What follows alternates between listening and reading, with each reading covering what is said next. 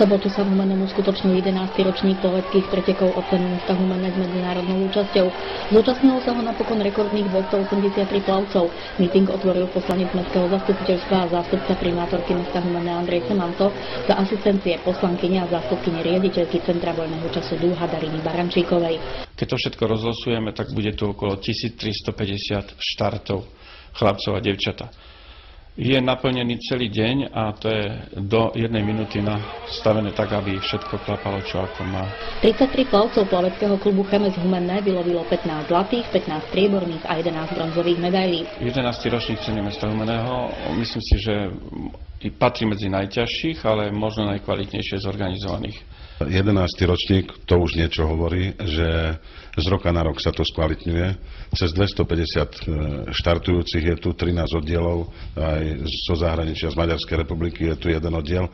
Takže je vidieť, že je to veľmi dobre zorganizované vďaka organizátorom, ktorí sa tomu venujú a pod záštitou mesta takýto prekrásny pretek organizujú v našom meste. Takže ja som veľmi rád, že využívame takto kúpalisko a propagujeme naše mesto. Za dospelých Valentína Štefanová získala 2 zlaté a 4 strieborné medaily. Myslím si, že máme plavcov dobrých, ktorí sú tu a zvládnu túto úlohu, ktorá na nich je kladená. Predpokladám, že skupina ročníku 97, ale aj Martin Babiak dosiahnu to, čo od nich očakáva. Najlepším plavcom PK Chemes Humenné v kategórii juniorov je Martin Babiak, ktorý potvrdzuje svoje kvality už aj v zahraničí. V najsilnejšej konkurencii tohto podujatia dokázal zo 6 štartov vybojovať 1 zlatú, 2 strieborné a 2 bronzové medaily. Adriana Karmajová získala striebornú medailu na 100 metrov motýlik. Kategória starších žiakov naši 4 mušketieri akoby zabudli na slušnosť organizátora a urobili si vlastný pretek. Svedčí o tom fakt, že z kolekcie 30 medailí získali až 19. Tibor Hodvod počtom tréningových hodín a naplávaných kilometrov určite v Humennom patrí k najlepším. Zvíťazil v disciplínach 50 metrov prsia, 50 metrov motýlik a 100 metrov prsia. Striebro si vyplával na 50 metrov voľným spôsobom a 200 metrov polohové preteky. Filip Levický si otestoval svoju výkonnosť vo 8 štartoch, pri ktorých dokázal vybojovať 7 medailí, z toho 4 zlaté na 50 metrov voľným spôsobom, 2 strieborné na 100 metrov znak, 1 bronzovú v disciplíne 100 metrov prsia. Premnožiteľa nenašiel znaku na 50 metrov a 100 metrov a bronz si vyplával na 50 metrov prsia. Adam Tóth striebro na 400 metrov voľným spôsobom, bronzy na 100 metrov voľným spôsobom a 200 metrov polohové preteky s najlepšími osobnými výkonmi. Patrícia Chochoľáková na trati 50 metrov obsadila nepopulárnu 4. pozíciu.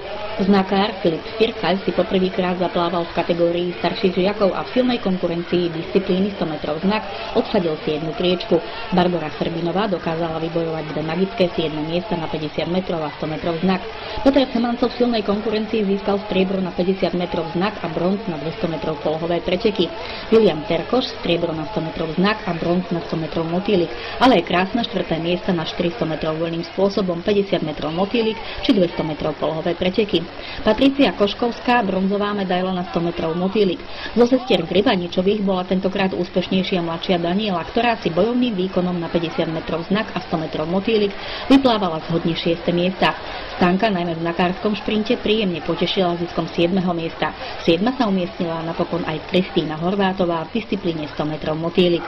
Spomedzi najmladších žiakov Oliver Firkaľ až v 3 disciplínach dokázal siahnuť na najvyšší stupienok 100 metrov znak, 50 metrov motýlik a 100 metrov motýlik. Alexandra Kušnírová získ striebra na 100 metrov prsia a bronzu na 100 metrov znak. Lea Diničová bronz na 50 metrov. Nože napokon Tomáš Horvát potešil 4 7 miestami na 50 a 100 metrov znak a 50 a 100 metrov prsia.